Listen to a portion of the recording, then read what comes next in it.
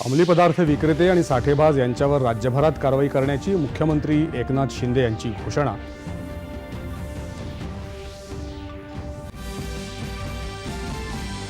राज्यातल्या सर्वसामान्य नागरिकांना विविध तीर्थक्षेत्र आणि चारधाम यात्रेसाठी मुख्यमंत्री तीर्थदर्शन योजनेअंतर्गत अनुदान देण्याची मुख्यमंत्र्यांची विधानसभेत घोषणा। राष्ट्रीय आंतरराष्ट्रीय स्तरावर चांगली कामगिरी करणाऱ्या खेळाडूंना सरकारी सेवेत घेण्यासाठीचे निकष निश्चित करण्यात आल्याची उपमुख्यमंत्री अजित पवार यांची माहिती।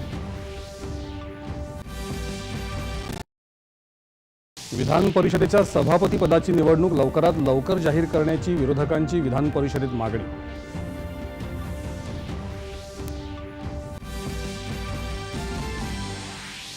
जनतेला विश्वासात घेऊन आणि स्थानिक शेतकऱ्यांशी संवाद साधूनच राज्यातल्या प्रस्तावित शक्तीपीठ महामार्गाची पुढची प्रक्रिया केली जाईल, सार्वजनिक बांधकाम उपक्रम मंत्री दादा भुसे यांची विधान परिषदेत ग्वाही।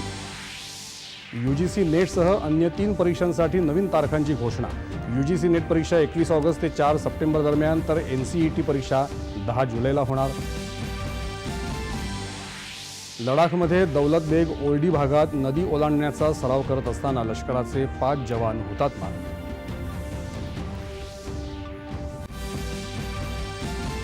समृद्धी महामार्गावर झालेल्या भीषण अपघातात 7 जणांचा मृत्यू, 4 जण जखमी।